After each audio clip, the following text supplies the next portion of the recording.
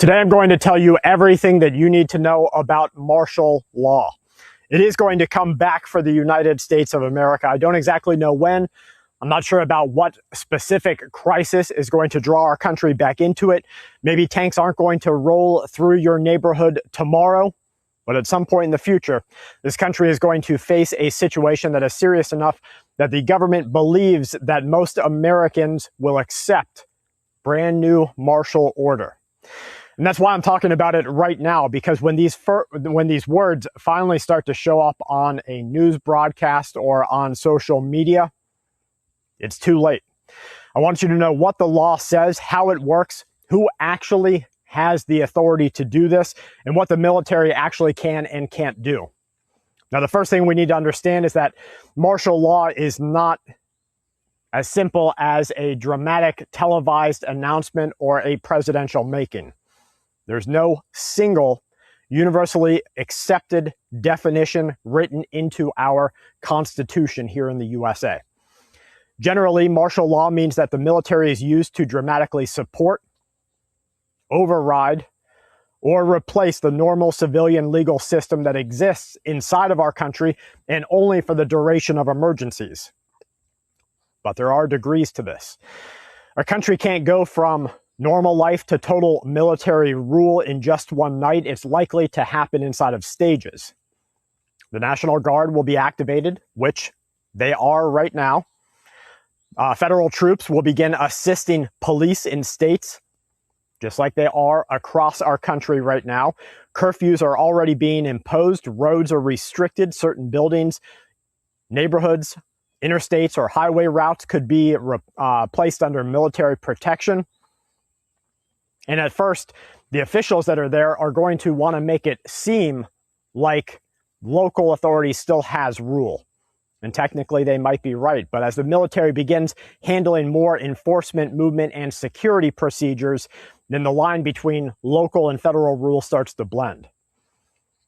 Now, under total martial law, this change is going to be unmistakable.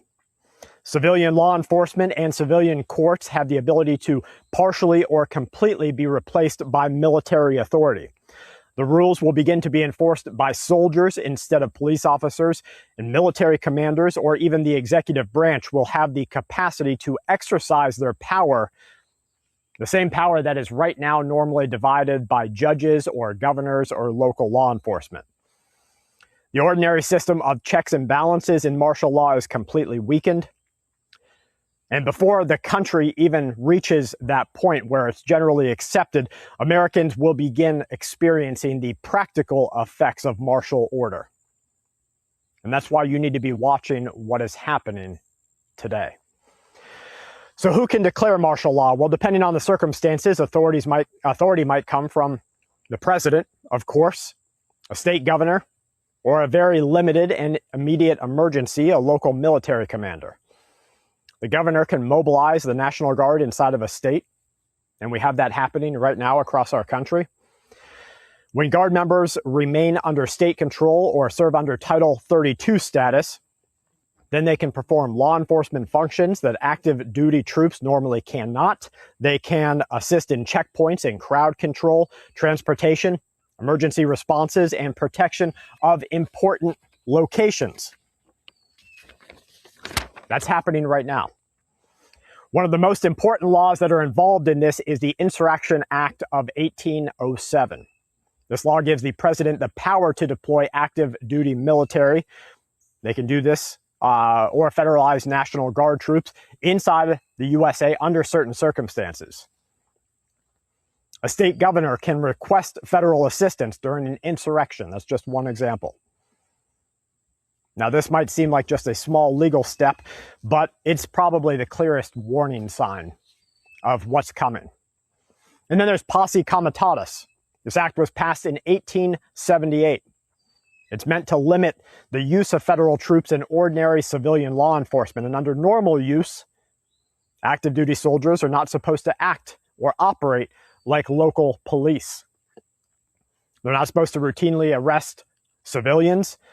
They're not supposed to conduct criminal investigations or enforce local or state laws. But when people say things like the military can never be used against American citizens, hard stop, that's completely wrong. There's, of course, restrictions, but there's legal pathways to get into this. Even without martial law, troops are right now providing indirect assistance to civilian authorities. They transport personnel, they supply equipment, they provide communication support, logistics training, and operations to protect certain federal locations. Now, history shows us that martial order has been already declared inside of our country multiple times, dozens of times. It happens during civil unrest, wartime emergencies. Andrew Jackson imposed martial law in New Orleans during the War of 1812. He went so far as to have a legislator and newspaper writer arrested. A judge challenged this action, and then they fined the president for this. But this is just one example of how quickly things can escalate. During the Civil War, Abraham Lincoln used extraordinary wartime powers, including military detention and military trials. Now, some of those were later, again, legally challenged. But how much damage to your own personal situation will you and your family experience if you spend, what, a 3-month tranche or a 6-month tranche in federal prison without the rights to call a lawyer? During World War II, we're talking less than 100 years ago now, Hawaii was placed under military rule after Pearl Harbor. Civilian governments were restricted. Daily life was challenged, and another historical warning came in 1932. President Hoover ordered the military to remove the bonus army from an encampment near Washington, D.C. These were World War I veterans and their families. They were traveling to Washington, D.C., seeking payment for federally guaranteed work. General Douglas MacArthur, he led the troops, including cavalry and tanks, against the encampment. Then they burned it to the freaking ground. Now, other presidents inside of the USA have used it for other reasons. Dwight Eisenhower, he used federal troops to enforce public control in Little Rock, Arkansas. Lyndon Johnson deployed troops during unrest following the assassination of Martin Luther King Jr.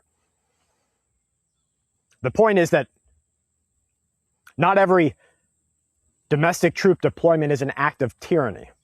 But we have the legal mechanisms already in process right now to turn our entire country into martial order. For American citizens, it's going to look a lot like today. You see video all over social media of the National Guard at these teen uprising events. So we have it happening right now. We have a form of martial order that is being displayed across our country today. Soldiers are already appearing at government buildings, power stations, bridges, airports. National Guardsmen are already patrolling highways, and curfews are announced all across our country. But the next step, identification without normal checks and balances to be required to enter a certain zone. So you want to go back to your house, you have to show your identification to a federal enforcement official, letting them know that you are allowed in that area. They can inspect your vehicles, they can set up checkpoints, they can decide who is and who is not allowed to pass. And the situation, as it deteriorates, the restrictions become more strict. Troops begin to assist federally with searches and with arrests. Authorities take control of the food, the fuel, and the medicine. Now, as we right now are seeing that there are attacks on those 3 areas, food, fuel, medicine, we know that this is coming.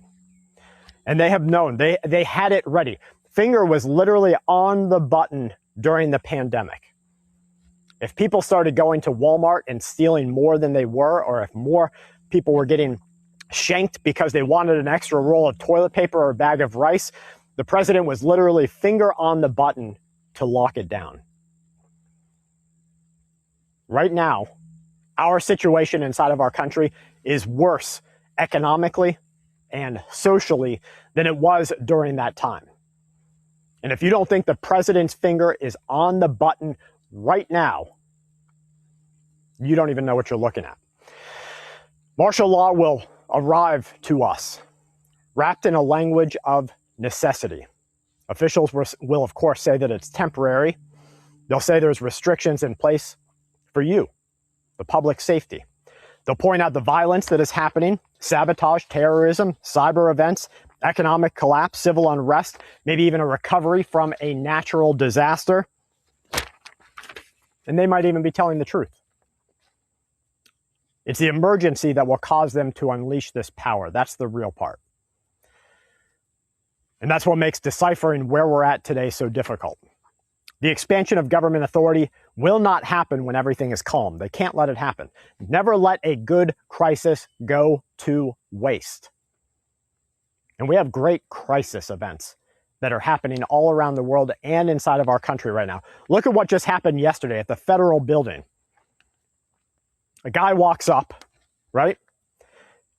Lays out gasoline or some sort of flammable, some sort of pyrotechnic or explosive device, puts it on and runs away. Luckily, he got caught. But that's one of many. And now they're starting to say that anybody who has a viewpoint that is beyond what the government considers to be a socially acceptable viewpoint, they're a potential target of future domestic terror. So they're not even saying that you have to act to be considered a terror target. All you have to do is not like what's going on. So you can't wait for someone on social media to say that martial law has already started, because on a long enough playbook, we might already be seeing it. You can't wait for the official dispersal of proclamations or the Insurrection Act to be invoked or invoked again, or the National Guard to be federalized, or active duty troops performing law enforcement. You have to look out for things like our soldiers protecting infrastructure and government facility. And that's what's happening right now.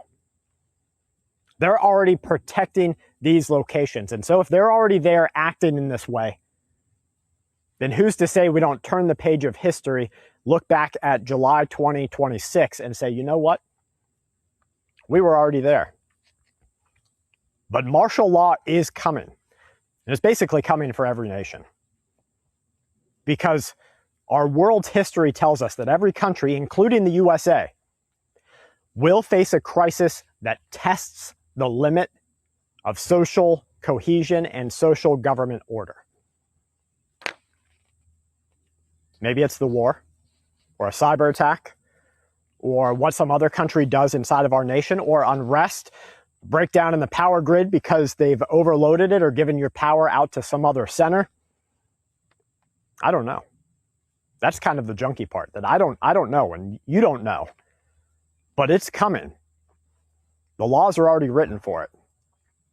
The legal and historical precedence already exists to implement it. And the authority is just waiting to be used. The finger is literally on the button.